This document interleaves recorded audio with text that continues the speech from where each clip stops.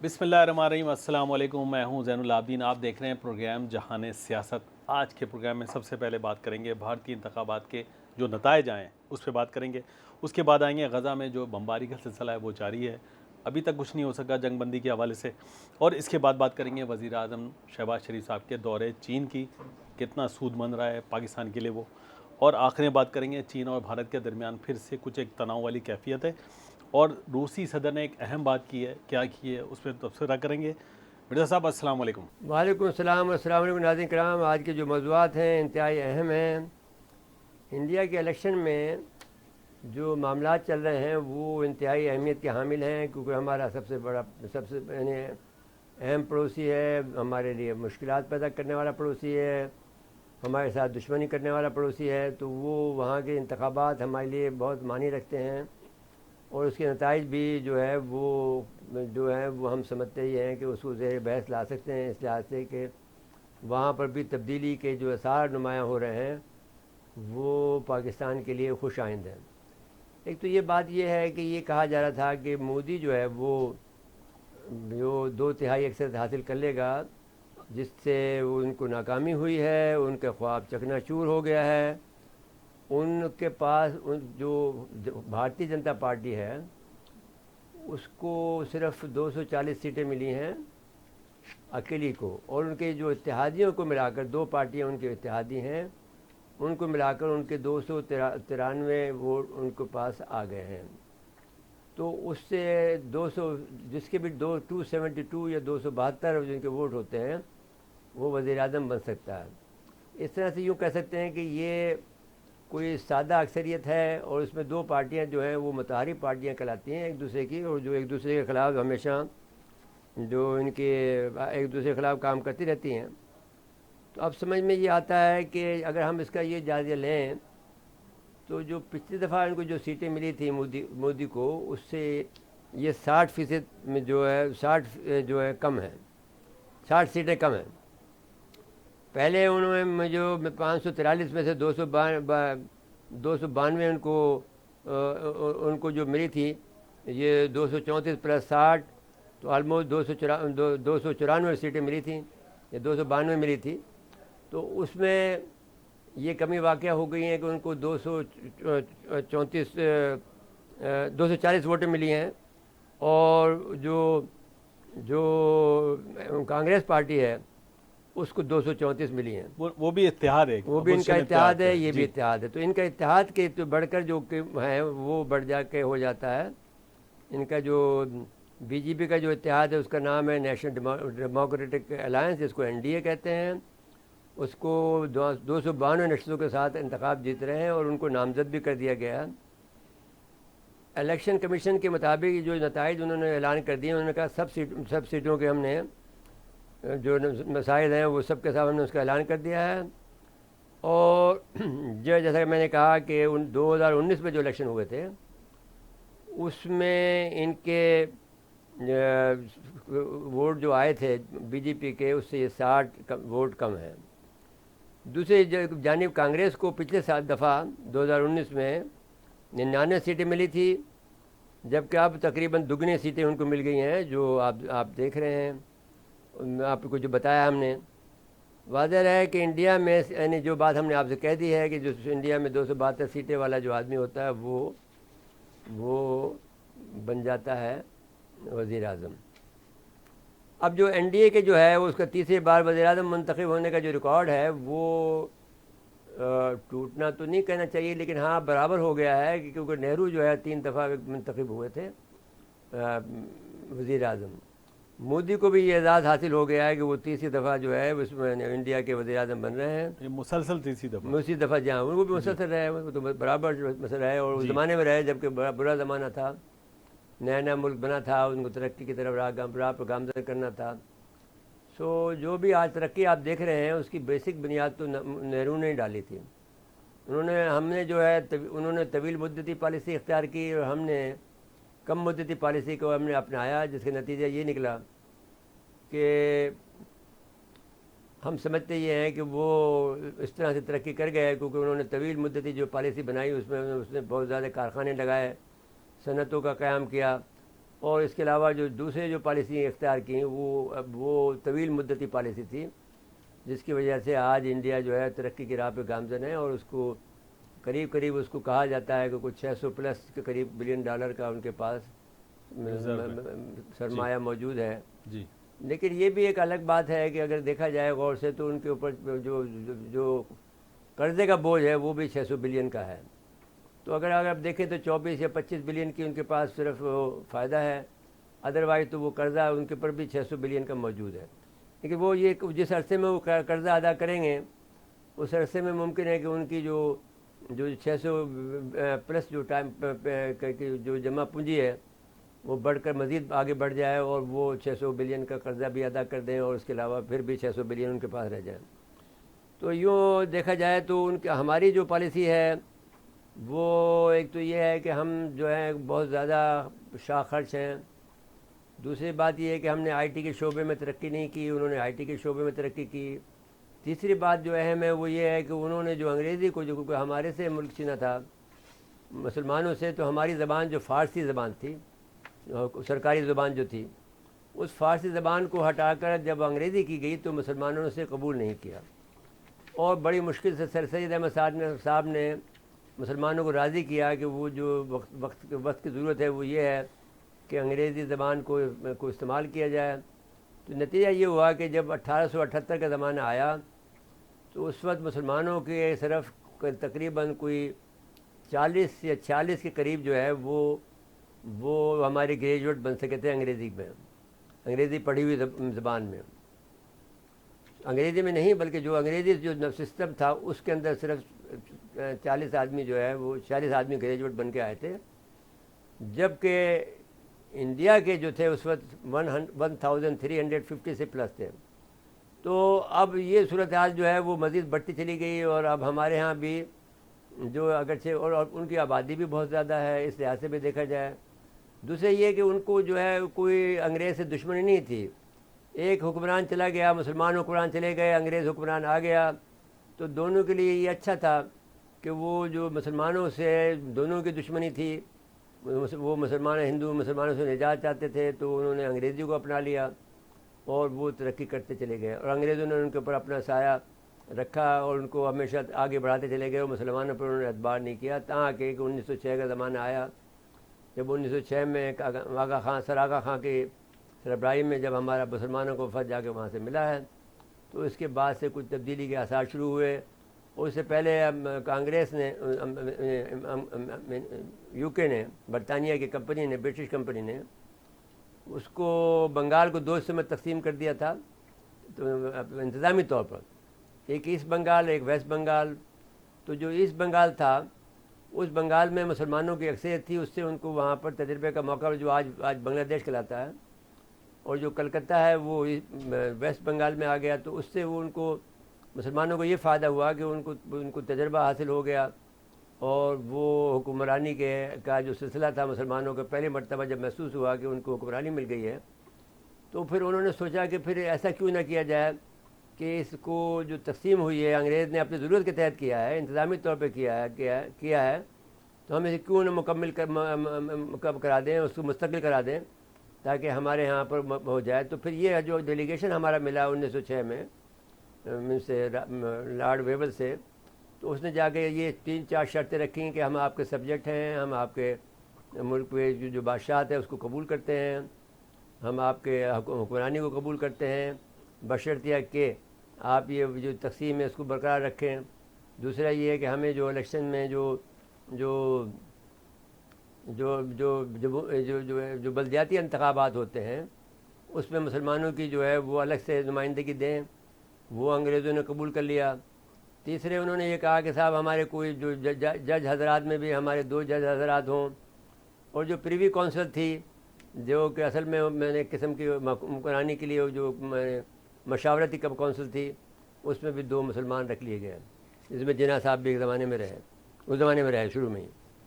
अब जो सूरत हाल है तो इस लिहाज से इंडिया ने फिर ये काम किया कि जो बेंगलोर को बनाकर उन्होंने आईटी का एक सिटी बनाया। और जब मैं बेंगलोर गया 2006 में, तो मुझे ये उस वक्त महसूस हो गया था कि इनकी तनख्वाह उस ज़माने में 35,000 रुपये थी जब मैं 2006 में गया, जो बंगलेर में के आईटी का जो एक्सपर्ट होता था उसकी तनख्वाह 35,000 होती थी, वो उसकी जो खर्च था वो 15,000 से ऊपर नहीं जाता था, क्योंकि इंडिया उस वक्त भी सस्ता था। हमारे यहाँ भी 15,000 बड़ी बात होती थी, 5,000 रुपये में या 10,000 रुपये में हमारे घर का खर्च चल जाता था। तो मैंने कहा कि अगर ये 20,000 रुपये की बचत ये सिर्फ आईटी का बंदा करेगा पर मंथ, तो इसकी फिर दौलत का क्या अंदाज़ा होगा। उस वक्त मैंने मजमून भी लिखा इस पर। तो ये सूरत हाल ऐसी है कि जिससे कि हम इंडिया ने तरक्की की और वो आईटी के शोबे को भी हमने अब अपनाने जा रहे हैं, जो हम आगे चल के बयान करेंगे। लेकिन ये है कि आईटी का शोबा जो है आज की तरक्की की राह पे गामज़न है। तो अब अगरचे ये जो ये कहा जा रहा, अब जो दूसरी, अब फिर आ जाते हैं वापस अपने मौजू की तरफ।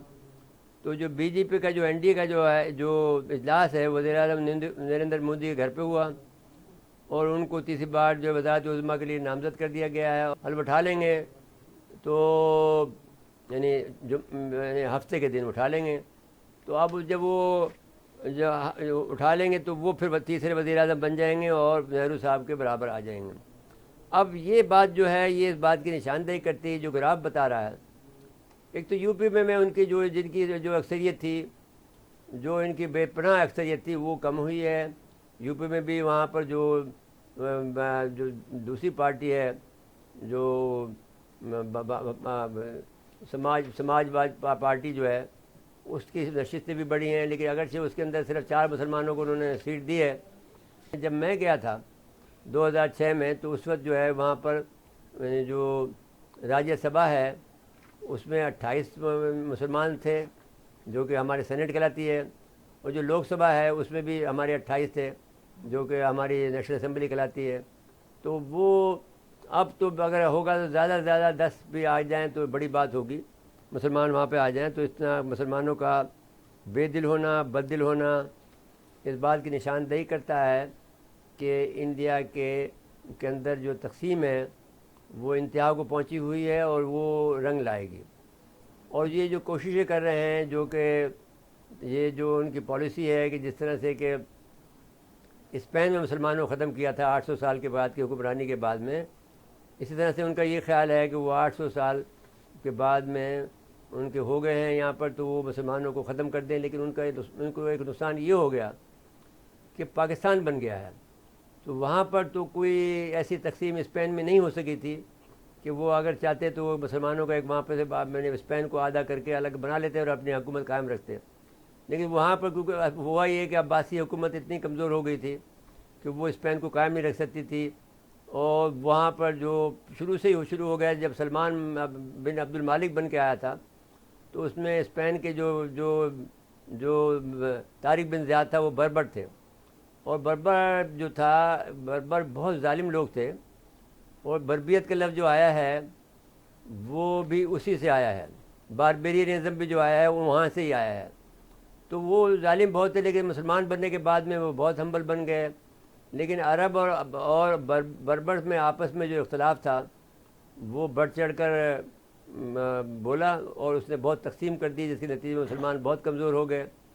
और फिर वो ये ही पॉलिसी उन्होंने अपनाने की कोशिश की है इंडिया में, जिसमें उनको इंशाल्लाह नाकामी होगी। जी मेरे साहब, लेकिन एक बात बताएं जी, मोदी साहब जो इलेक्शन से पहले जो दावे कर रहे थे, फिर उनके एग्जिट पोल भी आए, उनके हक़ में आए, लेकिन नतीजा कुछ और आया। मोदी साहब जो जिस तरह पहले थे, क्या अब वो उस तरह रह सकेंगे? देखिए साहब, मोदी साहब के पास 2 चॉइस है।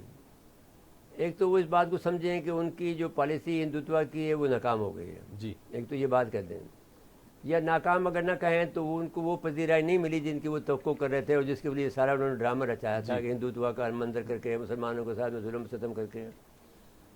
तो यहाँ ऐसा लगता है कि जैसे मुसलमानों ने कोई बहुत अहम किरदार अदा किया बड़ी खामोशी के साथ में। जी, दूसरा ये पता चलता है कि जितने भी अलहदगी पसंद लोग थे या जो जो जो हिंदुत्व के मुखालिफ लोग थे उस सब ने उन्होंने अपना पलड़े इसके पलड़े में वोट डाल दिया, कांग्रेस के पलड़े में और उनके इत्तेहादियों के पलड़े में। तो यूँ कहना चाहिए कि जो ट्रेंड है वो ये जाहिर करता है कि मोदी को शायद चौथी मरतबा, क्या मेरे ख्याल में ये जो तीसरी मरतबा का भी जो अर्सा है निकालना मुश्किल हो जाएगा, टेन्योर पूरा ना कर सकें। वजह आपकी इसकी वजह ये है कि जो इत्तेहाद है इसमें 2 ग्रुप हैं जो एक दूसरे के आपस में मुतसादिम हैं, और उसमें जो चंद्रा बाबू नायडू और नीतीश कुमार जो है जी ये नज़रियाती मुखालिफ हैं। दोनों का नुक्ता नज़र अलग है। इक़्तिदार में रहने के बावजूद माजी की तरह हुकूमत नहीं कर पाएंगे। नाइड मोदी को दहशतगर्द करार दे चुके हैं। नीतीश कुमार ये नायडू बड़े बहुत सख्त अल्फाज इस्तेमाल नहीं, करते हैं मोदी के खिलाफ। नीतीश कुमार जो है ये इसके हैं आपके बिहार के जी नीतीश कुमार जो है, तो ये बानी कारकुन और इंतखाब से चंद पहले कबल मोदी जामिल नायडू के सियासी मफादात हैं। हुक्मरान इत्तेहाद में शामिल दूसरी बड़ी जमात तेलुगु देशम पार्टी है, जी 16 नशस्तें हासिल कर चुकी है, जबकि नीतीश कुमार की पार्टी ने 12 नशस्तें जीती हैं। माजी में मोदी को खुद दहशतगर्द नायडू ने मोदी को खुद दहशत का करार देकर अक़लियतों के से मुतालबा किया था कि वो मोदी को वोट न दे। इसलिए अगर हुकूमत बना लेंगे तो यकीनन वो माजी की तरह हुकूमत नहीं कर पाएंगे।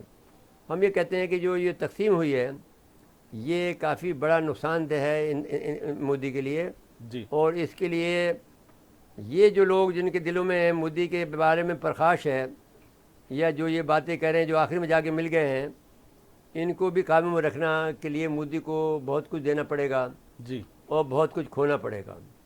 और देने का मतलब ये होगा कि मोदी कमज़ोर होगा। जी तो अगर वो लोगों ने अपना हिस्सा बना लिया, अपने आप को मजबूत कर लिया ज़्यादा से ज़्यादा, तो वो उसकी तकसीम जो है वो उनकी जो हुकूमत करने का जो है अंदाज जो भी बदलेगा, जी उनका जो तरीक़ाकार है उस तरीक़ाकार में नुमाया तब्दीली देखने को मिलेगी, अदरवाइज़ हुकूमत गिर जाएगी। ब्रेक के लिए कहा जा रहा है, लेकिन उससे पहले मैं चाह रहा हूँ कि ज़रा मकबूजा कश्मीर की जो पॉलिसी है उसमें कोई तब्दीली देखेंगे आप?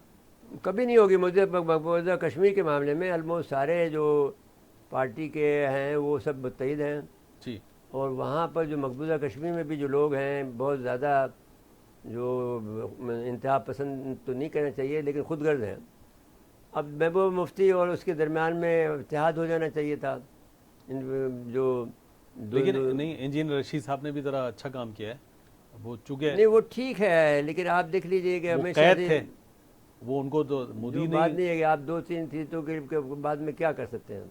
लेकिन मोदी को बात यह है शायद कि बुनियादी तौर पर जिस अंदाज से अब जो सूरत हाल बन रही है, जो आप आगे चल के बहस करेंगे जी उसमें हम ये गुफ्तगू कर लेंगे कि इस पर कश्मीर के असरात क्या बनेंगे, जो कुछ चीन कर रहा है उनके साथ में, जी उसमें हम देखेंगे कि उस पर डिपेंड करेगा कि कश्मीर के हालात कैसे होंगे। जी ठीक है, कश्मीर आज़ादी की तरफ जाएगा या कश्मीर मुशरा की तरफ जाएगा। बिल्कुल ठीक। बाजार ये नज़र आता है कि जो बात आप कर रहे हैं उसमें हमें ये लगता है कि पाकिस्तान से ये कहा जाएगा, माजी में भी अमेरिका कहता रहा है कि आप साहब इस तरफ मत देखें कश्मीर की तरफ, ये वक्त गुजर जाने दें, फिर बाद में देख लीजिएगा। जी अगर हमने इस दफ़ा भी वक्त खो दिया तो फिर ये वक्त खो जाएगा और हमेशा के लिए खो देंगे और ये वक्त आपको मिल जाएगा इस दफ़ा। बिल्कुल, इसलिए कि ये जब जिस अंदाज से वहाँ जमा कर रखा है वो हम बताएंगे जिस वक्त आप मौजू पे आएंगे जी उस मौजू पे कितने आएंगे कितने आदमी वहाँ हैं जी और क्या हिकमत अमली उन्होंने वजह कर रखी है, तो फिर हम ये बात करते जी हैं। ठीक है मेरे साहब, ब्रेक के लिए कहा जा रहा है। नाज़रीन मकसद वक्फा है, वक्फे के बाद आते हैं। एक बार फिर प्रोग्राम में खुश आमदीद कहते हैं।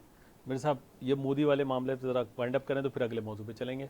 अच्छा जी, अब बात ये है कि जो नरेंद्र मोदी ने पहले जो बड़ी शान और शौक़ से जो मनाया था, जी बड़े बड़े लोगों को सरबराहों को दावत दी थी, अब वो उनके जो ख्वाब थे उनके ऊपर कुछ चकनाचूर हुए हैं, उनके उम्मीदों पर ओस पड़ गई है जी। तो अब वो सारे सार्क ममालिक के जो हुक्मरान हैं उनको मदऊ नहीं किया जा रहा है। अब जो मुबारकबाद दी है वो सबसे ज़्यादा नेतन्याहू ताइवानी ने सदर ने, दूसरे श्रीलंका ने, मालदीव के सदर सदूर ने, नेपाली और मार्शी, भूटान, यूक्रेनी और जमीका के वज़ीर-ए-आज़म ने इंतखाबी फतह पर उन्हें मुबारकबाद दी है। वज़ीर-ए-आज़म शहबाज शरीफ आज किसी बात को भी मुबारकबाद दे दी है उन्होंने भी। दफ्तर ख़ारजा के मुताबिक मुमताज़ ज़हरा बलोच ने कहा कि पाकिस्तान को नई दिल्ली से इस हवाले से कोई दावतनामा मौसूल नहीं हुआ। बाद में जब रब्ता किया गया तो भारतीय वज़ीर ख़ारजा के तर्जुमान रणदीप जायसवाल ने अपने नामा निगाह को नई दिल्ली से में बताया कि उन्हें हर बरदारी की तकरीब के लिए सारे ममालिक सरबराहान को दावत देने की इत्तला नहीं है, जो कि हफ्ते को होने वाली है।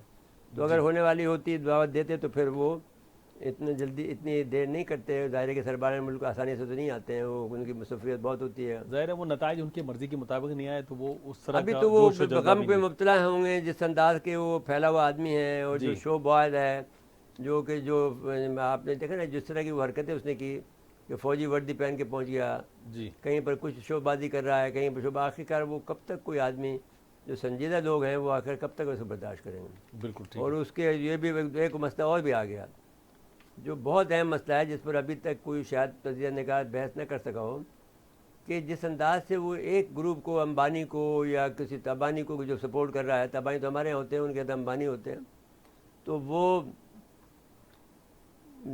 दूसरे जो ग्रुप हैं उन्होंने इत्तेहाद कर लिया। पहले भी हमने शायद इसका इशारा किया था। जी वो पैसा खर्च कर रहे हैं कांग्रेस के ऊपर अब। तो जबकि वो इनको भी बहुत पैसा मिला, इनको तो चंदा भत्ता के नाम पे ठीक बहुत। है, वो तो भत्ता जो हुआ लिया, लेकिन अंदरूनी तौर पर तो भी दिया जा सकता है ना दूसरों जी को। जी जी तो और वो जो खामोशी से जब पैसे दिए जाते हैं तो फिर काम हो जाता है। तो अब ये इससे बिल्कुल साफ जाहिर है कि जो इनकी जो एलीट्स है, या इन जो मालदार तबका है, उसमें तकसीम बहुत है, इनकी दानिशोरों में तकसीम बहुत ज़्यादा है। जी और नरेंद्र मोदी को मस्खरा कहते हैं, वो उसको उसको वो एक ड्रामेबाज कहते हैं। और उनके जो फिर फौजी हल्के हैं वो भी मोदी को कहते हैं कि इन्होंने जो पॉलिसी इख्तियार की है, जो बड़ी शिकस्त हुई है। मैं खुद हैरान हूँ कि इतने अजीब गरीब लोग हैं हिंदुस्तान के लोग, कि कितने बड़े खिलौने खिलौने भी कच्चे उससे मिट्टी के खिलौने से बहलाए जाते हैं। अब उन्होंने कम से कम उन्होंने जो 26, मैंने खुद उनका कहना है उनके आदमियों का कि कोई 42,000 किलोमीटर का जो स्क्वायर किलोमीटर का इलाका जो है उन्होंने कब्ज़ा किया हुआ है। 4,000 सॉरी 4,000 का इलाका कब्ज़ा किया हुआ है, जी तो 4200। तो वो इतनी खौफनाक बात है कि जिनमें को पर इनको, और फिर अरुणाचल प्रदेश पर उन्होंने अपना दावा कर रखा है, जो कि उनका एक रियासत है। उस रियासत पे कब्ज़ा किया हुआ, दावा किया हुआ कि हम रियासत हमारी है। फिर इसके बावजूद भी उसको वोट देते हैं। जो हारा हुआ एक आदमी है चीन से, उसको कामयाब कैसे कर रहे हैं आप? उसकी पॉलिसी नाकाम हो गई है। उसने जो एक आध फतह हासिल की थी, जो कि उनकी जो वैली है जो ख़ास किस्म की, उस पर उन्होंने रीगेन कर लिया था इंडिया ने, उसको छोड़ दिया। लेकिन गलवान में भी तो उन्होंने नहीं, चाइनीज से गलवान के जो इलाका है, ऊपरी इलाका था, उस पर उन्होंने दोबारा कब्जा कर लिया था इंडिया ने। जी उस पर बड़ी कुर्बानियाँ दी उन्होंने। वो जाकर वहाँ पर जब वो पहुँचे SCO की कॉन्फ्रेंस में, उन्होंने विड्रॉ कर लिया उससे। इसके बावजूद भी वहाँ पर उसके गुण गाए जा रहे हैं। वहाँ के जो मोदी मीडिया है, जी गोदी मीडिया कहलाता है ना जी, जी तो वो उनकी तारीफ़ों के पुल बांधे जा रहा है। तो अब ये एक अफसोस की बात है कि ऐसी कौम जिस तरह से कि जर्मनी के हिटलर ने बेवकूफ़ बनाया था अपनी कौम को, इस तरह से ये आदमी बेवकूफ़ बना रहा है और इस अपने तबाह बर्बाद कर रहा है इंडिया को। तो उसकी एहसास किसी हद तक तो हुआ है, लेकिन इस आदमी को तो बुरी तरह शिकस्त होनी चाहिए थी, इसको तो सज़ा होनी चाहिए थी। अगर कोई कौम जिंदा कौम होती तो इसको सज़ा देती कि ये इस कदर यानी जालिम आदमी है कि जिसने इतनी बड़ी शिकस्त खाई है और उसको फतह में तब्दील करके बता रहा। हमारे ख़िलाफ़ कहते हैं कि जब हम चाहें आज़ाद कश्मीर ले लें, हम जब चाहें गिलगित बल्तिस्तान ले दें। जो खालिद अहमद किदवाई साहब, जो लेफ्टिनेंट जनरल खालिद किदवाई साहब का कहना ये है, जो कि अभी उन्होंने 28 मई की तकरीर में कहा जी कि भाई वो एक चौकी तो हमसे ले नहीं सकता है, अब आज़ाद कश्मीर को हासिल करने की बातें कर रहा। एक चौकी तो हमसे जो हम छीनी हुई है उसकी, जी वो नहीं ले सकता है। तो ये हम कहता है कि हम आज़ाद कश्मीर के लिए नादानी और लापरवाही और बढ़ गया मारना बढ़ के कोई हद होती है कोई। वो कहते गिलगित बल्तिस्तान में हम जब चाहें कब्जा कर लें। भाई आगे तो देखो तुम, गिलगित वालों ने तो खुद आपसे कब्जा छुड़वा लिया था। तो अब आप आगे चले हैं जी मेरे साहब आ जाएं गाज़ा वाले मामले गजा में। देखिए, एक अफसोसनाक बात ये हो रही है कि दुनिया खामोश है। जी पिछली दफ़ा हमने ये बहस की थी कि अगर जो मुसलमान ममालिक अगर साथ देते हैं गजा में, तो दुनिया में इतनी बेदारी पैदा नहीं होती। जी अब इंसानियत के नाम पे जो बेदारी पैदा हुई है, उसकी वजह से ये बहुत ज़्यादा नुकसान में जा रहा है। देखिए आप क्या किया है इसने कि अक़वाम मुत्तहिदा के स्कूल पर, जो अक़वाम मुत्तहिदा स्कूल है, उस पर बमबारी की और 32 बेघर फ़लस्तीनी शहीद हो गए हैं। जी तो अब इसका अंदाज़ा करें कि अक़वाम मुत्तहिदा में इसमें आग लगी होगी। तो खैर ये जो मामला मिर्ज़ा साहब, एक तो है जंगबंदी, लेकिन जंगबंदी हो क्या नहीं दे रही? और वो करना नेतन्याहू नहीं चाहता। वो बात ये है कि मैं आपको हमेशा मिसाल देता हूँ कि 2005 का मैं इसलिए हवाले देता हूँ जी कि मेरा रूबरू उनसे मचेटा हुआ था, और मैं उसमें क्रेडिट देता हूँ जनरल जनरल तलत तलत मसूद मसूद साहब को, को। जी साहब को, कि वो उन्होंने उनसे कहा कि ऐसा नहीं मुमकिन नहीं है, लेकिन काम वो वही कर रहे हैं। चंडीगढ़ में जो हुआ था कि साहब हम फ़लस्तीनियों को जब तक ख़त्म नहीं करेंगे हम ये फ़लस्तीन का मसला हल नहीं होगा। लेकिन कभी ख़त्म हुए ऐसे फ़लस्तीनी? तो तुमने बहुत दफ़ा कोशिश की है और हमेशा तुम्हें फिर नुकसान उठाना पड़ा है, फिर तुम कैदों में रहो। तल अवीव तो तुम्हारा कैद खाना था ना एक ज़माने का। जी तो अब भी तुम ऐसे ही तुम्हारे साथ होगा। उस वक्त ईसाइयों ने तुम्हारे साथ किया, मुसलमान करेंगे। ये जो भी करेगा अल्लाह की तरफ से करेगा और वो होगा ऐसे ही। तो दूसरी तरफ अक़वाम मुत्तहिदा के जो इमदादी अदारे हैं UNRWA के अलनसरा स्कूल में जो सारी तरह वैशन बमबारी पर जहाँ पर बमबारी की है और वहाँ फ़लस्तीनी खानों ने प्लान ले रखी थी। इसराइली बमबारी के नतीजे में ख़वातीन और बच्चों समेत 32 बेघर फ़लस्तीनी शहीद और दर्जन ज़ायद ज़ख्मी हुए। ज़ख्मियों को तिब्बी इमदाद के लिए अक्सा शहदा अस्पताल मुंतकिल किया गया। इसराइल की फ़ौज ने बमबारी की तस्दीक करते हुए कहा इसके इराक़ तैयारों ने नसीरात के इलाके में UNRWA के स्कूल के अंदर मौजूद हमास के कंपाउंड को निशाना बनाया। अब वो हर जगह जाकर हमास का बहाना बना लेता है। मेरे साहब फिर फास्फोरस का इस्तेमाल हुआ है, फार इस्तेमाल कर लिया। अब अमेरिका भी खामोश है नहीं, और पूरा अमेरिका मगरिब खामोश के है। अंदर जो बेदारी पैदा हो रही है बच्चों में, वो सबूत पेश कर रहे हैं। आपको याद होगा जब पिछली दफ़ा हमने कहा था कि 3 अमरीकी जो असला के माहिरीन हैं उन्होंने और 2 बरतानवी माहिरीन ने ये कहा है जी कि जो असला इस्तेमाल हुआ है फ़लस्तीनी कैंप पर हमले के लिए जिसमें बड़ी तबाही मची है, वो अमेरिकन साख्ता जी हथियार थे। और नुकसान इसलिए ज़्यादा हुआ कि वो जाकर अंदर अंदर फटता है और फिर फैलता चला जाता है उसको। तो अब ये दूसरी दफ़ा फास्फोरस का इस्तेमाल हुआ है, ये और भी ख़तरनाक है। तो जो मेरे साहब ये हिज़्बुल्लाह की तरफ अब हमास ने, इसराइल ने इस बयान को मुस्तरद किया है। जी उसने कहा साहब हमने उस पर नहीं किया, बल्कि हमने तो उस पर हमास के उस पर हमला किया। असल में नस्ल कुशी कर रहे हैं वो हमारे भाइयों की, और उसकी सज़ा हम भुगत रहे हैं इस वक्त जो है। ये सूरत हाल है। अलजज़ीरा के एक सहाफ़ी ने बताया कि नसीरात पर तारीख़ी हमले से कबल इसराइली फोर्सेज ने बरीज और मगादी के महाजिर कैंपों पर भी हमले किए थे, जिसमें महज 24 घंटों में 102 अफराद शहीद हो गए थे। वाज़ेह है कि गज़ा में 7 अक्टूबर से जारी इसराइली बमबारी में शहीद हो रहे फ़लस्तीनियों की तादाद 36,500 तजावज़ कर गई है, जबकि 83,000 ज़ायद ज़ख्मी हैं। शदीद और ज़ख्मी होने वालों में निस्फ तादाद बच्चों और ख़वातीन की। और ये फिगर भी सही नहीं है। ये फिगर तो मगरिब का है, फ़लस्तीन का फिगर कुछ और है, बहुत ज़्यादा है, वो लाखों में पहुंच गया।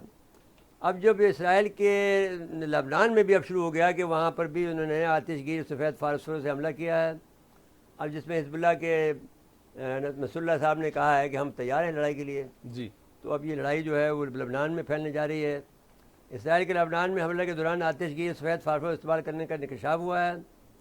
इंसानी हकूक़ की बैनुल-अक़वामी तंजीम के मुताबिक इसराइल ने जनूबी लबनान में 5 कस्बों और देहातों में रहायशी इमारतों पर हमलों में आतिशगीर सफ़ेद फास्फोरस गोले इस्तेमाल किए, जो आलमी कवानीन की खिलाफ वर्जी और जुर्म है। ह्यूमन राइट्स वॉच की रिपोर्ट के मुताबिक सफ़ेद फास्फोरस केमिकल इंसानी गोश्त हड्डियों को जला सकता है और इमारतों को आग लगा सकता है। मकामी आबादी ने फास्फोरस के इस्तेमाल की तस्दीक की है। सोशल मीडिया पर सामने आने वाली मुख्तलिफ तस्वीर और वीडियोज़ लबनान के मुख्तलिफ इलाकों में रहायशी इमारतों पर सफ़ेद फास्फोरस के गोले गिरते दिखाई दे रहे हैं। इसराइल फ़ौज ने बयान में दावा किया है कि केमिकल को सिर्फ स्मोक स्क्रीन के तौर पर इस्तेमाल किया गया, शहरी निशाने बनाने के लिए इस्तेमाल नहीं किया।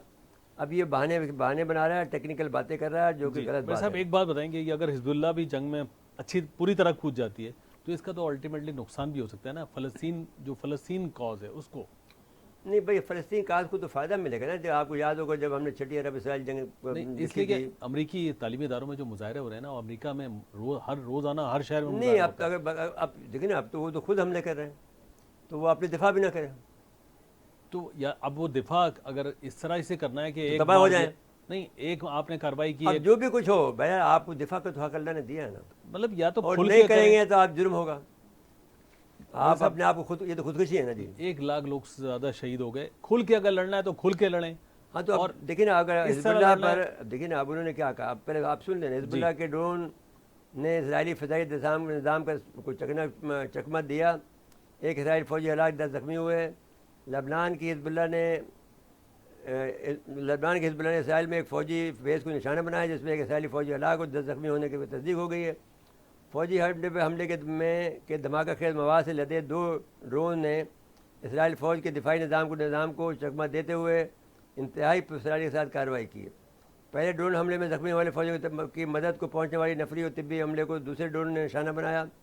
इसराइली फ़ौज की जाने जारी बयान में एक एहलकार की हलाकत की तस्दीक करते हुए कहा कि इस बात की तहक़ीक़ात की जा रही है कि ड्रोन के रेडार पर एरिया में दाखिल होने का सायरन क्यों नहीं बजे। बयान में कहा गया कि हिजबुल्लाह के ड्रोन में हलाक होने वाले फ़ौजियों की शनाख्त स्टाफ सर्जन 39 रेफेल काउंट्रेस के नाम से हुई है, जबकि 10 एहलकार ज़ख्मी भी हो गए हैं। दूसरी जानिब हिजबुल्लाह ने ड्रोन हमलों की तस्दीक करते हुए बताया कि यह हमला जनूबी लेबनान में इसराइली फ़ौज के हालिया हलाकत खेज हमलों का जवाब है। याद रहे कि हमास ने 7 अक्टूबर को इसराइल पर हमला करके 1500 फ़ौजियों को हलाक करके और 250 इसराइल को यरबार बना लिया था। इसराइल ने इस हमले में हमास की मदद का इल्ज़ाम ईरान और हिजबुल्लाह पर आयद किया था। इसराइल वज़ीर-ए-आज़म नेतन्याहू ने कहा कि उनकी फ़ौज हमलों में मुलविस हमास के जंगों को दुनिया में हर जगह पीछा करेगी और उसकी मदद करने वाली हिजबुल्लाह के से भी इंतकाम लेगी। अब ये बात जब कही जा रही है तो इससे अंदाज़ा होता है कि वो अब ये जंग का दायरा कार जो है वो लेबनान तक बढ़ा देंगे जी। तो एक ख़तरनाक अमल है जो कि एक बड़ी जंग में तब्दील होने जा रहा है। जब ये सूरत हाल होगी तो फिर शाम को और इराक़ को भी इसमें कूदना पड़ेगा और साथ साथ में यमन को भी जी। और जो अगर ऐसा हुआ, अगरचे फ़क्ती तौर पर तो अमेरिका ने इसको जो बहर अहमर है उसको महफूज बना लिया है कई बड़े हमले करके, लेकिन हूसी बहरहाल ये तो नहीं कहा जा सकता कि खामोश बैठे होंगे जी। या उनका जो सपोर्टर ईरान है वो खामोश बैठा होगा। वो ज़रूर हमले कर रहे होंगे, उनकी तैयारी कर रहे होंगे और वो कोई बड़ा हमला करेंगे इस दफ़ा। और इस दफ़ा अगर बड़ा हमला किया तो ये फिर एक बड़ा ही हमला होगा जो उसमें काफ़ी जानी नुकसान अमरीकनों का और इसराइलियों का होगा। अब सवाल ये है कि बेसिकली एक नई चीज़ जो इस वक्त आई है वो आई है ड्रोन का इस्तेमाल हिजबुल्लाह की तरफ से। इसको अगर आप देखें तो अगर ये ड्रोन की तादाद को बढ़ा देते हैं, क्योंकि अगर से उनके पास ज़्यादा ड्रोन रखने की जगह भी नहीं है हिजबुल्लाह के पास, वो तो कहीं से आते होंगे, उनको जोड़ते होंगे, फिर उनको चलाते होंगे, तो 2 ड्रोन भी की रखने की जगह भी होगी, उसकी उड़ने की जगह होगी।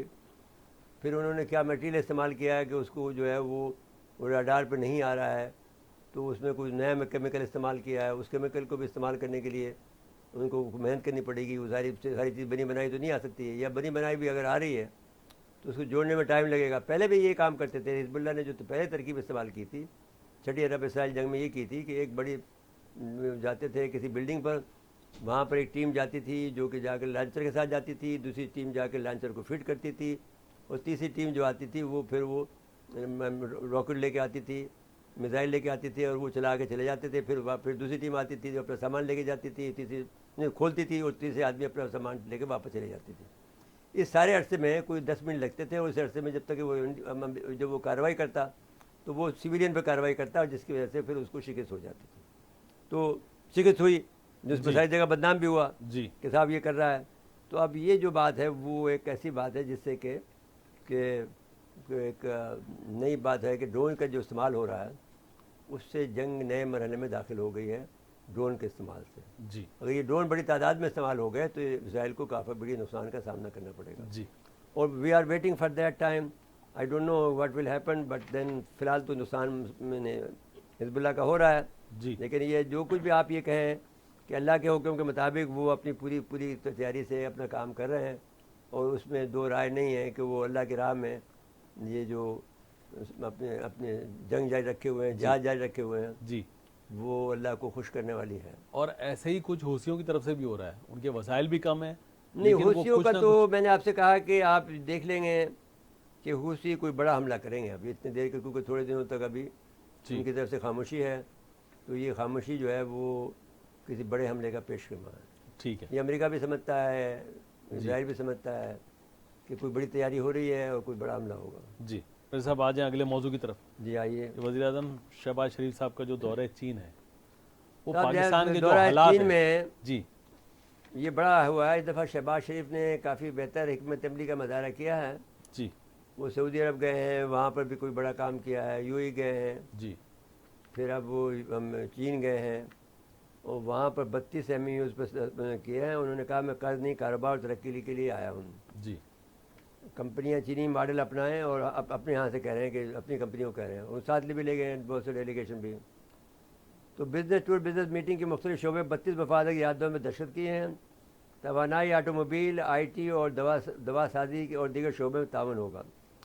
अब इसका ये मतलब हुआ कि पाकिस्तान को तैयार रहना चाहिए कि जो दवा का इन्हिसार जो हम अमेरिका पे और बरतानिया पे करते थे, जी जिसकी वजह से ये जो टर्म आई है कि साहब जो बालादस्ती की कि साहब हम ये बरकरार रखेंगे या हमें तामीन मिलेगा, प्रोटेक्शन मिलेगा, ये अब चैलेंज होने जा रहा है। क्योंकि दवाएं अब आएंगी, अब चीन से सस्ती भी होंगी और आसानी से दस्तियाब होंगी। तो पाकिस्तान एक बड़ा खूबसूरत टर्न ले रहा है, जिस तरह से जहाज़ लेते हैं अपना टर्न, बहुत स्लोली जो मुड़ते चले जाते हैं, गैर महसूस तरीके से, नहीं महसूस तरीके से, लेकिन जी बहुत स्लो कर रहा है, जो इस तरह के जहाज़ की टर्निंग होती है जी इस तरह से ले रहा है। तो आपका ये जो दवाओं का जो है, ये एक अमेरिका के लिए एक कारी ज़रब होगी, क्योंकि जो उनकी जो बालादस्ती है या उनकी एक किस्म की मोनोपोली है, वो टूट जाएगी। जी और अगर हमारे चीन से दवाएं आएंगी तो बहुत सस्ती आएंगी।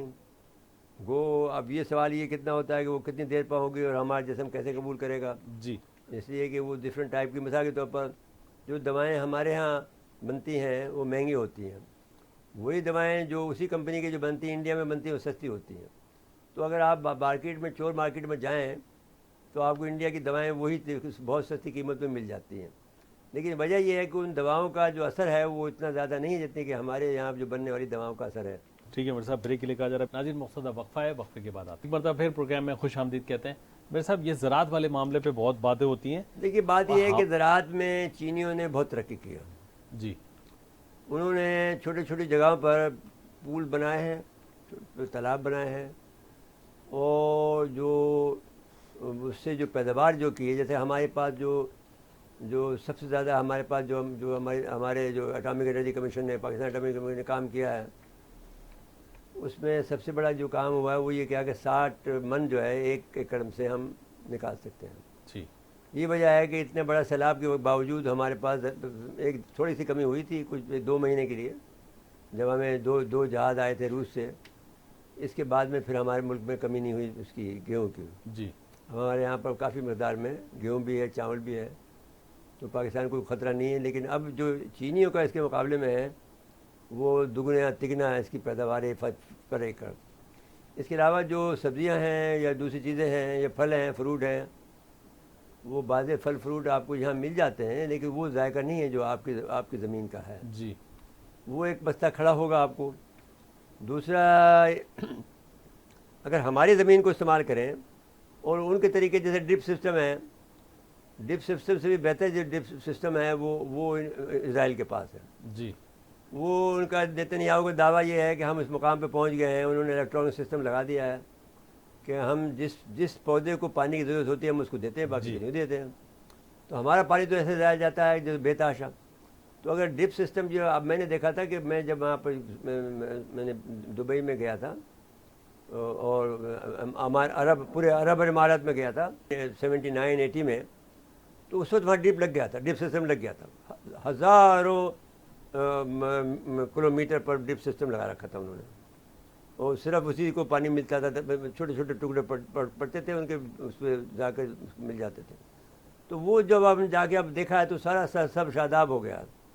दूसरी बात जो हमने देखी सऊदी अरब में देखी, तो जैसे ही आप जो रियाद से उतरते थे, रियाद ज़रा थोड़ी सी ऊंचाई से नीचे उतर के फिर हम जद्दा जाते हैं, मक्का मुकरमा जाते हैं, वो सारा बियाबान था, सहरा थी। अब वो लहलाते हुए खेत हैं, वहाँ पर गेहूँ वाफिर मकदार में पैदा करते हैं, वो भी ड्रिप सिस्टम का इस्तेमाल करते हैं। हमारे यहाँ पानी की जो मकदार है अगरचे रोज़ कम हो रही है, लेकिन अभी तक हम पानी को बेतहाशा करते हैं, जिससे हमारी पैदावार भी कम होती है, पानी का ज़िया भी बहुत होता है, और पानी की सतह भी बहुत नीचे चली गई है। तो अब वो पानी की सतह को करने के लिए, वो आपको याद होगा कि जब हमने एक दफ़ा प्रोग्राम किया था सच बात के नाम से, तो वो हमें इन लोगों ने हमें ये बताया था कि वो एक, जब आप हीट वेव आती है तो एक लेयर बन जाती है ज़मीन में, जी 5-6 फुट में जाकर लेयर बन जाती है, जो अगर उस लेयर को तोड़ दिया जाए जब तो पानी नीचे चला जाता है, अदरवाइज पानी नीचे नहीं जाता, खड़ा रहता है, जैसे खैरपुर नाथर और मेहर में खड़ा रहा, सैलाबी पानी। सैलाबी पानी जो था। तो वो अगर वो आप ड्रिल मशीनें ले आते बड़ी वाली और वहाँ छोटे छोटे सुराख कर देते 10-12 जगह, तो सारा पानी सेव हो जाता आपका, वो तालाब बन जाता है। ये तालाब बना लेते आप अपने आप उनको, लेकिन आपने तो इन्हें कोई टेक्निक इस्तेमाल नहीं की। हुकूमत सिंध को चाहिए था कि भाई अपने जितनी भी ड्रिल मशीनें हैं वो भेज देते, मैंने 1 महीने के अंदर सारा इलाके को पानी सेव कर सकते थे, और जो पानी में लोग बेचारे खड़े थे बीमार हो रहे थे वो भी बच जाते हैं।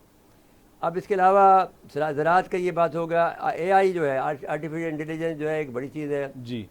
इसके अंदर बड़ा काम हो सकता है, जिसमें सारे काम 2 लाख पाकिस्तानियों को तरबियत दी जाएगी। हाँ, तो वो एक बड़ी बात है। और वो जब भी मैंने कहा कि आप जो है वो कोशिश करें कि हवावे का जो हेडक्वार्टर है और चीनी म्यूजियम का दौरा किया उन्होंने, उसमें उन्होंने कहा हवावे को पाकिस्तान में सरमायाकारी की तरह और वसत देने और सेफ सिटी मुनसिफ करने की दावत दी है। अब हवावे को देने का मतलब ये है कि मोबाइल में जो भी आप सैमसंग वगैरह के मोबाइल थे सभी गायब हो जाएंगे, और हवावे के मोबाइल ही आप चलेंगे पाकिस्तान में, जो सस्ते भी होंगे, पायदार भी होंगे। तो अब इसके अलावा बजाय कि इन चीज़ों से हमें अपना डॉलर बचाना है, क्योंकि ज़ाहिर है जब हम नहीं, दूसरे डॉलर का तो मसला शायद हम हल कर जाएंगे, क्योंकि अब डॉलर की कीमत तो बढ़ नहीं रही है जी, और डॉलर मुमकिन है कि वक्त के साथ साथ में घटना शुरू हो जाए, जी, क्योंकि मुझे लगता है कि बाई 2024 अगर कोई जंग नहीं हुई तो ये डॉलर की कीमत जो है 200 से कम हो जाएगी। तो यानी जिस अंदाज से हम ये कर रहे हैं कि भाई अगर हम रूस से भी कोई सामान ले रहे हैं तो वो रुपए में ले रहे हैं, और चीन से भी ले रहे हैं वो भी रुपए में ले रहे हैं जी। अब इसमें एक ख़राबी पैदा होती है कि अगर उनके पास रुपया ज़्यादा हो गया तो वो फिर हमारे मीशत पर असरअंदाज हो सकते हैं कि रुपए को छोड़ दिया आगे। लेकिन मेरे साहब इसको करने के लिए हमें फिर अपनी एक्सपोर्ट को ना दूसरी तरफ भी देखना पड़ेगा। नहीं तो आप देखिए ना, आप जब आप AI को बढ़ा रहे हैं, IT को बढ़ा रहे हैं, तो एक्सपोर्ट तो आपको नहीं, बढ़ेगा। अभी भी हमारी एक्सपोर्ट का सबसे बड़ा बायर जो है हमारा वो अमेरिका है या उसके अमेरिका है और इत्यादी यूरोप है, उसके इत्यादी हैं।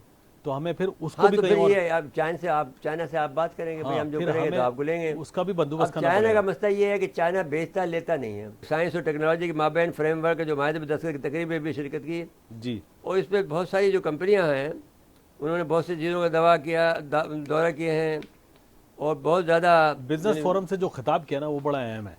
वो भी उसमें बड़ा अहम है। उन्होंने रागिब किया यहाँ पे सरमायाकारी हाँ के कि लिए। आप सरमायाकारी करें, आप सेफ सिटी बना दे देंगे हम आपके लिए। लेकिन ये सिक्योरिटी का बड़ा मसला है चाइनीज़ की। नहीं, सिक्योरिटी की बात ये है कि आसान काम ये है कि भाई उन्हीं से गाड़ी बनवाओ जो बुलेट प्रूफ हो, बस ठीक है काम लेकिन हो देखिए ना जाएगा। ML1 अगर बिछाया जाएगा तो जाहिर है वो खुले आसमान तले काम होगा। भाई जैन देखो, बात ये है कि कोई बड़ी बात नहीं है। अगर हुकूमत चाहती है, जब आप यहाँ पर जब क्रिकेट का मैच होता है तो करा देते हो कैसे सिक्योरिटी होती है, लेकिन वो चूंकि एक ग्राउंड में एक जगह हो रहा है। तो जहाँ ग्राउंड में हो वहाँ आप दूर दूर तक कर दें, आपका कम से कम 10 किलोमीटर के अराउंड तक का कोई आदमी परिंदा पर ना मारे। जी मेरे साहब आ जाए, फिर अगले मौजू पे आ जाएं, क्योंकि आपको 4-5 मिनट का वक्त रह गया। लेकिन साहब ये जो मौजू था ये 4-5 मिनट का नहीं है जी, ये मौजू जो है 4 घंटे का है। ये इंशाल्लाह इसको अगले हफ्ते ज़रा तफसील से करेंगे, लेकिन अभी तो आप इस पर थोड़ा सा तबसरा कर दें कि चीन ने जो कुछ किया है। चीन ने जंगी तैयारे के शहर शिगाज में तैयारे जो हैं तिब्बत के शहर में शिगाज में तैनात कर दिए जी। अच्छा, अब तिब्बत उनके कंट्रोल में है, और तिब्बत में उन्होंने इंडिया ने भी, आपको याद होगा कि हमने कहा कि 10 लाख फौजी वहाँ लगा दिए हैं, और टनल भी में बहुत आल वेदर टनल बनाए हैं उन्होंने जी, कि वो जब सर्दी आती थी तो फिर वो मूवमेंट नहीं होती थी वहाँ पर। अब उन्होंने टनल बना दिए हैं, रोड भी बना दिए हैं। तो अब जो भारत के कोई जो वहाँ पर 25 जंगी तैयारे तैनात करने का दावा किया है। भारत के निजी टीवी के चैनल ने दावा किया कि चीन ने भारत की सरहद से 150 किलोमीटर के फासले पर सिक्किम में 6 जनरेशन जो है छठे और 5वीं जनरेशन के J-20 और J-20 जो है वो 6 जनरेशन का है जी, और J-10 का जो पाकिस्तान के पास भी है, और एक J-500 जंगी तैयारे तैनात कर दिए हैं। J-20 जो है वो स्टील टेक्नोलॉजी से लैस हैं। सेटेलाइट के मनाजिर के हवाले नशर की गई खबर में दावा किया है कि चीन ने जंगी तैयारे तिब्बत के शहर शिगाजी में फौजी और सिविल खदमात के हवाई अड्डों पर तैनात किए हैं। 12,408 फुट की बुलंदी में वाक़ ये हवाई अड्डा दुनिया के बुलंद 3 हवाई अड्डों में भी शामिल है। अब बात यह है कि 10 लाख फौज वहाँ पर इसमें मौजूद है, जी। जिसमें 7 कोर हैं। 7 कोर जो है 1, 3, 4, 5, 17, 18 और 23, ये कोर वहाँ की मौजूद लगी हुई हैं, 7 कोर। और एक कोर में वहाँ पर 90,000 फौजी हैं। जी। तो ये मिलाकर कोई 7 लाख, कोई 7 लाख के करीब, 7 लाख करीब होती हैं, 6 लाख कुछ होती हैं। फिर उनके पास जो है वो कोई 2 लाख के करीब जो है वो जो सेमी मिलिट्री कहलाती है, जैसे कि रेंजर्स हैं जी। वो हैं। फिर 2 लाख के करीब उन्होंने कोई और तरह से बनाए हैं, कोई और को एक कोर भी डेवलप किए। और फिर इसके अलावा जो है उन्होंने रज़ाकार बना दिए हैं। तो 10 लाख 1 मिलियन प्लस वहाँ पर आदमी इस वक्त तैनात हैं। बहुत से तैयारी उनके वहाँ मौजूद हैं, उनके पास नए अड्डे बनाए हैं उन्होंने, तो तैयारी उनकी मुकम्मल है। अब वो अमेरिका से इमदाद की उम्मीद रख रहे हैं। उनका ये ख्याल है कि अमेरिका उनको अगर कोई नई जदीद हथियार दे देगा तो शायद वो जैमिंग की डिवाइस दे दे, या JF थंडर को J20 और J10 को मारने की सलाहियत दे दे, या उड़ने उसको उड़ने ही न दे। तो इस किस्म की वो सलाहियत दे दे, अमेरिका दे सकता है, उनके पास है ये कुछ ना कुछ जदीद। लेकिन देखते हैं कि अमेरिका क्या करता है, क्या वो ये कर सकता है। फिर चीन ने ये भी किया है कि वहाँ ही नहीं किया है, बल्कि इसके साथ साथ में उन्होंने वहाँ भी कर दिया है, जुनूबी पहले चीन में भी अपने आप की मूवमेंट को बढ़ाया जी, है। उन्होंने अपने शिप को की मूवमेंट बढ़ाई। मैं वही कह रहा हूँ, शिप ज़ाहिर है कि वो जी। जुनूबी चीन में शिप जी। का मामला है। जी। तो ये अमूमन तौर पर ये कहते हैं कि वो वहाँ पर जो पॉइंट है वो ख़तरनाक है। तो इससे भी ज़्यादा ख़तरनाक 2 पॉइंट तो इंडोनेशिया की सरहद पर हैं। जी। फिर सबसे बड़ा तो ये है आपका हुर्मुज़ का इलाका। फिर इसके अलावा चीन ने ऐसा नहीं किया है। चीन ने जो है वो जो हमने ये बात कही थी कि जो सबसे अहम बात है वो ये है कि ये जो गवादर है और ये हम बिन तोता है जी। और ये जो इसकी जो बंदरगाह है बांग्लादेश की चट्टगांव, ये उनके लिए death of triangle of death बन गई है जी। इंडिया के लिए। और ये मुश्किलात उनकी पैदा करेगी, क्योंकि हर जगह पर यहाँ पर चाइना बैठा, साथ साथ में बैठा हुआ है चाइना। जी। इसमें म्यांमार में भी, जी। जो बर्मा पहले कराता था। जी। तो ये काफ़ी बड़ी तादाद में हैं और वो 10 लाख फौजी वहाँ हैं। तो उस तरह से इनका तो अब मसला ये नहीं है, मसला तादाद का नहीं रहा। वो अभी भी तक इंडिया जो है पुराने ज़माने की तर्ज पर जा रहा है कि जंगी फौजी ज़्यादा हों। तो अब जब टेक्टिकल वार हेड आ जाएंगे तो बड़े बड़े 50,000 को मारने में क्या मुश्किल होता है, कोई मसला नहीं होता। जी मेरे साहब आ जाए अगले मौजू पे। ये देखिए, रूस, मसला ये आ गया है कि जो मिस्टर प्यूटन साहब हैं, प्यूटन ने ये 4थी मरतबा कहा है कि हमारी सलामती को ख़तरा हुआ तो कोई भी हथियार इस्तेमाल कर सकते हैं। तो रूस के व्लादिमीर पुतिन ने कहा है कि मगरबी ममालिक समझते हैं कि मास्को कभी भी न्यूक्लियर हथियार इस्तेमाल नहीं करेगा। ताहम न्यूक्लियर डॉक्ट्रिन में वाज़ह है कि अगर रूस की सलामती और खुददारी को ख़तरा हुआ तो किसी भी हथियार का इस्तेमाल काबिल कबूल होगा। रूस सदर ने यह बात गैर मुल्की सहाफ़ियों के सवालात का जवाब देते हुए कही। यूक्रेन जंग के बाद अब तक के हासिल नताइज से मुतल्लिक़ अमेरिकी सहाफ़ी के सवाल पर व्लादिमीर पुतिन ने कहा कि रूस ने उन लोगों के लिए अपना फ़र्ज़ अदा किया है जिन्होंने फ़ौजी बगावत सही और जुनूबी मशरक़ी यूक्रेन में जंग का सामना कर रहे हैं। पुतिन ने कहना था कि जंग ख़त्म करना है तो मगरबी ममालिक यूक्रेन को हथियारों की फराहमी बंद करें और अमल में रुकावट न बने। एक सवाल पर पुतिन ने कहा कि नेटो के माहिरीन यूक्रेन तनाज़े में शरीक हैं और निशाना भी बन रहे हैं और रूस अपने दिफा को बेहतर बनाएगा और इन इलाकों को असला फराहम करने पर गौर करेगा ताकि इनके मकामात को निशाना बनाए जहाँ से यूक्रेन को मिसाइल फराहम किए जा रहे हैं। यानी वो उसने ऑलरेडी टेक्टिकल जो एक्सरसाइज की है जी, जो ड्रिल की है, उन्होंने एक मरला मुकम्मल किया है, 2 मरले और मरले में आप करेंगे। और उसमें मैंने पहले भी आपसे कहा कि वो जो पोलैंड को जी खुसूसन और जो छोटे ममालिक हैं उन सबको तो धमकी दी, उन सब ने तो अपने आप की राह सीधी कर ली है छोटे मुल्कों ने। जी। पोलैंड शायद अभी तक नहीं कर रहा है, जो वारसा पैक्ट जिसके तहत हुआ था जी, वो उनको धमकी दी है, जर्मनी को धमकी दी है, बरतानिया को धमकी दी है। तो अब सूरत हाल क्या बनेगी ये तो वक्त बताएगा। लेकिन मैं ये समझता हूँ कि पुतिन का ये धमकी देना 4थी मरतबा दे रहा है वो जी, और बार बार ये कह रहा है कि उन लोगों का ये ख्याल है कि हम इतने बड़े बेवकूफ़ हैं जी, कि अगर हमारी सलामती को भी ख़तरा हुआ तो हम एटमी हथियार इस्तेमाल नहीं करेंगे। तो वो कहता है कि ये ख्याल अपने दिल से निकाल दें। हमारी सलामती का हुआ तो हमारा डॉक्टर ये कहता है कि हम हर वो चीज़ इस्तेमाल कर सकते हैं जो हमारे पास है। जी हम अपने दिफा में न्यूक्लियर भी इस्तेमाल कर सकते हैं, नॉन न्यूक्लियर भी कर सकते हैं, तो जो भी इस्तेमाल करना हो हम करेंगे, लेकिन हम अपनी सलामती को बरकरार रखेंगे और हमारी सलामती को ख़तरा हुआ एन जो हमारा डॉक्ट्रिन है उसके मुताबिक हम काम करेंगे। जी तो हम समझते हैं कि इसमें वो हक बजानिब है। अब बाकी ये है कि इंसानियत को जो ख़तरा है उससे परहेज़ करें मेहरबानी करके। दोनों ममालिक जो है, नेटो भी और वो भी। अमेरिका ये कहता है कि साहब हम जो काम कर रहे हैं वो तो इंसानियत के हक़ में है, आप जो भी काम करेंगे वो इंसानियत दुश्मन है। तो अब ये तो नहीं हो सकता कि भाई आप उसी डर की वजह से जी वो आदमी जो भी ज़रा रहमदिल होता है वो इंसानियत को बचाने के लिए वो पीछे हट जाता है, अमेरिका आगे बढ़ जाता है। जी तो ये मसले हैं इस वक्त दरपेश जो जिससे कि दुनिया इस वक्त दो चार है। मैंने पहले भी कल के सेमिनार में भी ये बात कही है कि एक तरफ बालादस्ती की जंग है और दूसरी तरफ बका की जंग है। तो अब किसको जीत होती है देखनी पड़ेगी। जो भी होशियार हुआ वो जीत जाएगा, जी जो भी जितने पहल की वो जीतेगा। बिल्कुल ठीक है। मेरे साथ वक्त ख़त्म हुआ प्रोग्राम का। नाज़रीन आज के लिए इतना ही, आइंदा प्रोग्राम तक के लिए इजाज़त चाहते हैं। अल्लाह।